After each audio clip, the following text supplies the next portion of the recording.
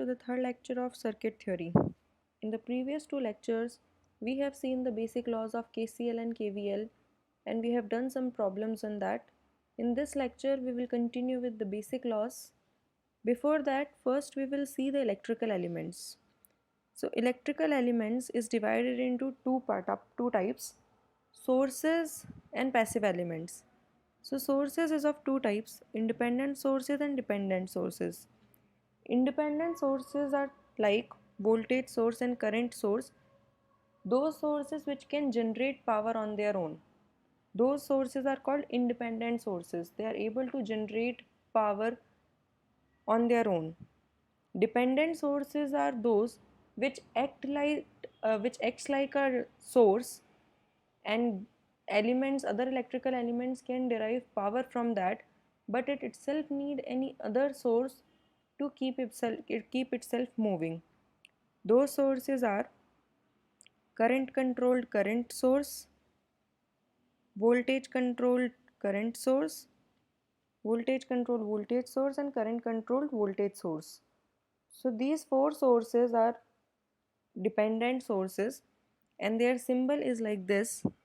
It is current controlled current source, that is, the symbol is of current, it will act like a current source, and it is controlled also by the Kx. That means this current source is deriving its power from some other current source. Voltage controlled current source is that it is a current source, but it is drawing power from some voltage source. That voltage source would be independent source. So in other words, we can say that dependent sources are those sources which derive their power from independent sources, and after deriving power they themselves acts as a independent sources, or we can say voltage source or current source, and other electrical elements can derive power from them. Then the third type of dependent source is voltage controlled voltage source. That means it is a voltage source and it is deriving power from the voltage source. And the fourth one is current controlled voltage source. That is, it is a voltage source but it is deriving its power from the current source. Now what does the meaning of deriving power? Theoretically we have understood that it is deriving its power, it is getting power from some current source, but technically we can show it by the current quantity which is deriving it. So the voltage of this source can be written in the form of Vix, whereas Ix is the magnitude of the current source from which it is deriving its power. So Ix, so always the dependent source's voltage is derived, or we can take out the magnitude of the dependent source from the independent source, or we can say we can write the dependent source in terms of the independent source which is the source of its power. So this is about dependent sources. I hope you understand that. The second one is passive elements.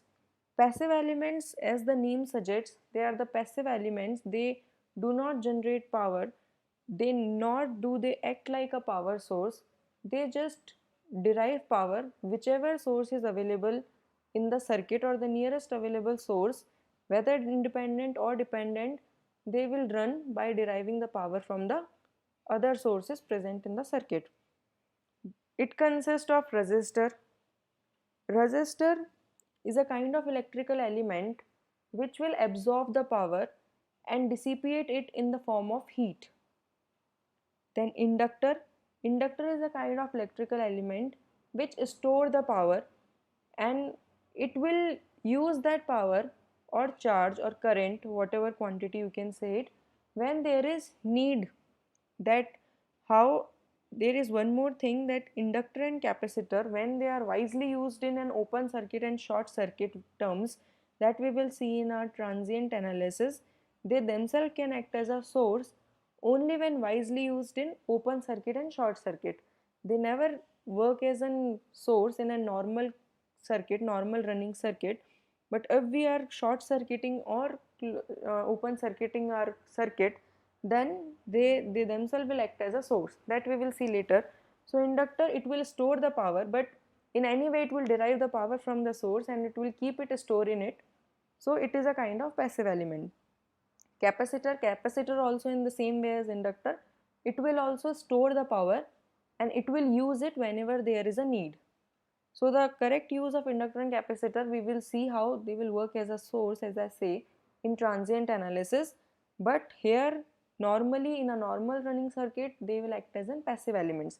They will only absorb and derive power from the sources available and they will dissipate it or use it later. So these are the electrical elements which are generally used in our normally used in our electric circuit. So this is all about it. The use of dependent sources will come in later stages when we will do some good questions of network theory, and we will complete our laws and we will go into the theorem section. That time we will keep it in use. So for now you got an idea what does these means and what does their name terminology means. So now we'll move to our next basic law, that is source transformation. Source transformation, now we have just seen that what does a source means. Source is a kind of electrical element which can generate power. It can be either independent or dependent. Now here we can transform one source to another, that is source transformation usually we do for independent sources. So here independent sources, we know it is voltage source and current source. So in source transformation we can convert one source of power into other source of power, that is we can convert voltage source into current source and vice versa. How can we do it? So let us take one circuit in which there is a voltage source and there is a resistor. You can also take it as it is a voltage source and any practical voltage source will have a resistor associated with it. A voltage source which does not have any resistor associated with it is called an ideal voltage source. But in normal running circuit, we cannot use ideal voltage source because all voltage sources will have some resistance associated with it. That's why they are called practical voltage sources. So in real circuit theory, we will never use ideal circuit theory, that is the conceptual things which we use in doing problems, but normally we take practical voltage sources. So here we have taken one voltage source and one resistor which is attached to it. So now how we can transform it in a current source? So this resistor, we can only transform the source, or I should say we can only transform voltage source into current source only when there is a resistance in series with the voltage source. Not all or every voltage source you can convert it into current source. There is a certain rules. If it implies, then only we will be able to convert our one source to another. So for voltage source to be converted into current source, it should have one resistance with it in series. So if it have this resistance, then we know that current source, when it will be converted into current source, that current source should have some value, what ampere current source it is. So current, we know from Ohm's law that current is equal to voltage upon resistance. So this current source will have the magnitude equals to V by R, and that time that resistance will come into parallel to it. So the voltage source can be converted into current source when it has resistance in series with it, and that resistance with that voltage will determine the magnitude as well as it will come in parallel to our circuit. Similarly, for a current source to be converted into voltage source, it should have one resistors coming in parallel with it. So when it has a resistor in parallel with it, then we will convert it into a voltage source with the magnitude V equals to IR from Ohm's law, and that resistor will come in series with it. So this is the two laws of source transformation. Now there is we will see it in deep detail while we will be doing some numericals. It will be more clear and it will come in handy when you do some questions. For now you just remember these two figures how to do it. Now one note is there, transformation of practical voltage source to practical current source and vice versa is possible, but conversion of ideal voltage source to ideal current source is not possible, as R equals to 0 and it makes the quantity V or I infinite. So we cannot do the source transformation of ideal sources, because in ideal source the resistance value is 0, and if you take out the resistance value here, if you convert it here and you put the value of resistance 0 here, then it will make the whole current source as infinite, and it cannot be possible, a current source of infinite magnitude. So the source transformation of ideal voltage source or current source is not possible. Now we'll see some examples. The first one is determine the current through the ideal diode T. So here's our ideal diode D and we have to determine the current passing through it.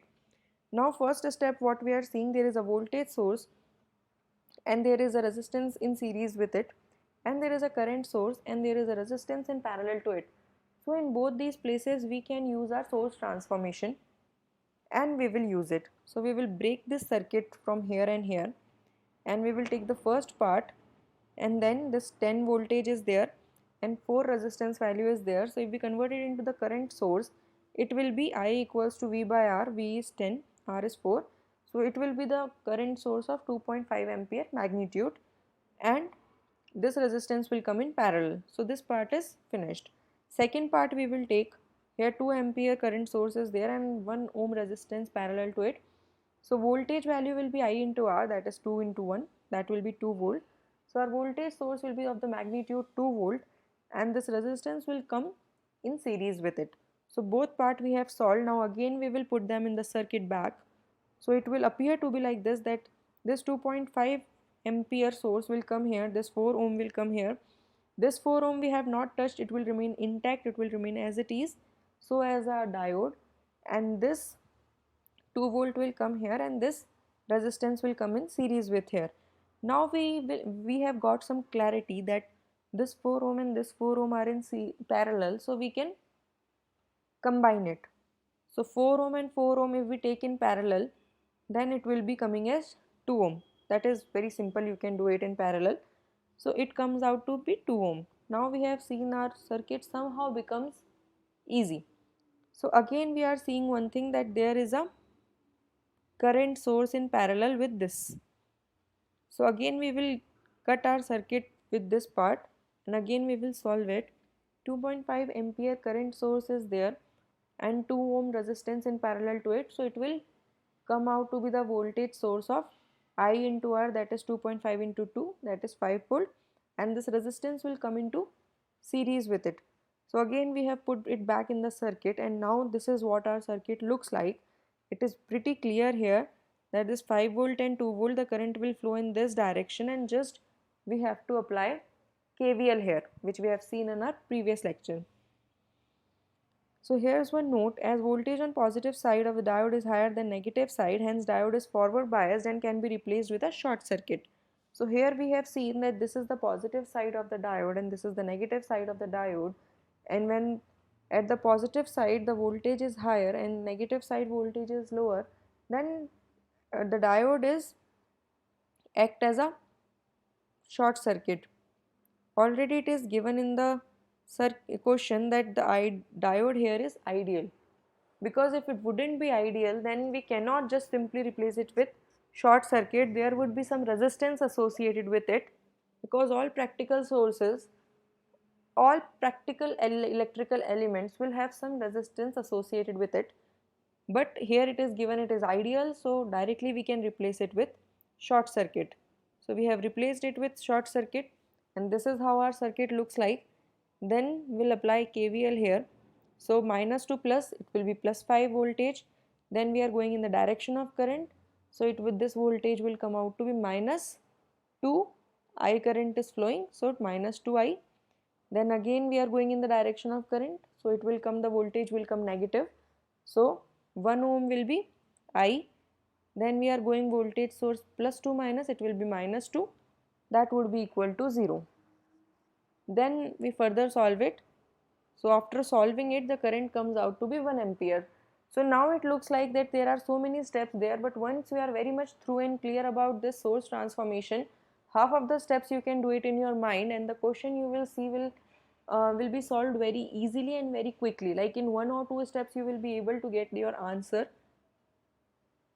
Compared to that, if you would have solved it in proper conventional way, it would be tricky, it would be little bit complex. So if you apply source transformation, the whole circuit become easier and easier, and the goal of solving any question is to make our circuit as clear as possible, as simple as possible. If any circuit becomes, then it is your chances of getting correct answer will be more. So with this we will move to the next example. So the question says, if an ideal ammeter is connected across terminal AB, then its reading is. So this is the circuit, and on those terminals if we apply any ideal ammeter, then what would be its reading? So first we have seen that this is our circuit, it has so many resistance, and this part of the circuit is not closed, so we cannot just simply solve it.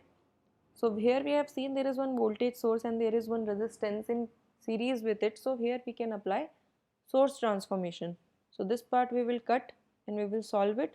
So this part we have taken here, and we have seen now the current source which it will convert will be of the magnitude 9.6 by 6, that will be 1.6 ampere. So this current source will be of 1.6 ampere, and this resistance will come in, sorry, it's wrongly depicted here, it will come in parallel with it. So now we'll put it back in our main circuit. So this 1.6 ampere is here, this 6 ohm will come in parallel, it will not come in series here, it will come here in parallel. So here we have taken it in parallel, the rest of the circuit will remain same. Now here we have seen that this 6 ohm and this 6 ohm is in parallel, so we can easily solve it. So we will further simplify it. This 6 ohm and this 6 ohm parallel resistor, it will become 3 ohm. So this 3 ohm, this 6 ohm and this 6 ohm. Now we are seeing that there is one current source and one resistance parallel to it. So again we can cut this part of the circuit and further we can simplify it more. Now if we take this part of the circuit, the voltage source it will come as V into IR, that will be 4.8 volt, and this resistance will come into series with it. So again we'll put this part in the circuit back. So here it has come. Now you see it has become very and very easy. These two resistances are in series, so it can simply add up. So finally our circuit will look like this. You see from the comparison of the first circuit how it looks like, so simple. So there is one very important note, that whenever an ideal ammeter is applied on output terminals, it acts as a short circuit, because ammeter also is an electrical element, and if it is given ideal here, that means there is no resistance associated with it and it can be taken as short circuit. So what we will do here is that we will simply short our A to B terminal, and this will clear our circuit. Now it is asking the reading of the ideal ammeter, means it is asking what will be the current in the circuit. That's what ammeter will measure. Ammeter measures current. So ammeter will measure what is the current flowing into the circuit. Now there is one very important property of an electrical circuit which we will see with this question, that current always follows the shortest path or less resistive path, hence all current will flow through the short circuit branch. So it's a very important property which you will see in some tricky questions, that current always, when there is two branches and one is short circuit and one is with some resistance, then current always, the whole current will flow through the short circuit and zero current will flow into the resistive branch. So in this case, this I current, the whole I current, it will not distribute here, the whole I current will flow through this. So this branch will get zero current. So this is very important property of current, that it always follows shortest path or less resistive path. So with this, our circuit will look like this. This is how the flow of current will go in this circuit. So we can apply KVL here, -2 plus 4.8 volt. We are going in the direction of current, so this voltage will be negative. I current is flowing, resistance is R, voltage will be 9I, and that would be equal to 0. So further if we solve it, I equals to 4.8 by 9, so I is 533 milliampere. So this is how we have found the current in the circuit, and we have we got to know very important property of electrical circuit as well. So with this we'll move to next question. The voltage E naught in the figure is, so here this E naught voltage is given and it's asking what is the voltage of it. So this is our circuit. We'll see how we can simplify it. So this is our 8 ampere current source and this is our resistance 10 ohm which is in parallel to it. So this part we can transform and we will cut it from here and we will take it separate. So this current source will be of the magnitude of voltage source V equals to IR, 8 into 10 80 volt, and this resistance will come into series with it. So after putting back into the circuit will look like this, 80 volt 10 and this, these two are in series, so we can add up, it will become 12 ohm. Then this is how your circuit will look like. Now this portion, this resistance is having E naught voltage, that means this whole branch will have E naught voltage. So this branch and this branch is parallel with this branch, so both will have E naught voltage. So if we have any known quantity at the node, so we will apply KCL there. So now we cannot further, we can actually, but there is no need of doing source transformation because it will not further simplify our circuit. Even if we can again convert it into current source, it will make no sense because there is one voltage source, so we cannot simplify both resistances, this one and this one, if it comes in parallel. So we will keep it like that and then we will apply KCL at our this node. So first we will mark the currents, we always mark current in leaving directions if we don't know the value of the voltage. So I1, I2 and I3 we have marked. So KCL says that the sum of leaving current is equal to entering current is 0. So I1 plus I2 plus I3 is equals to 0. Now we will see the magnitude of all the currents. I1 is flowing in this direction from higher to lower, so E naught minus 80 divided by resistance, that is 12. I2 will be E naught, then one more voltage source is there, positive to negative is negative, so E naught minus 16 will come and the resistance in this branch is 6, so it will be coming 6, and then I3 will come as E naught divided by 12. So after putting these values in this, we will further solve, we will get one equation. We have got one equation with only one variable that we can further solve. We will take LCM as 12. We will further solve it, and further solving it, we have got the magnitude as 28 volts. So this is for this lecture. See you in the next one.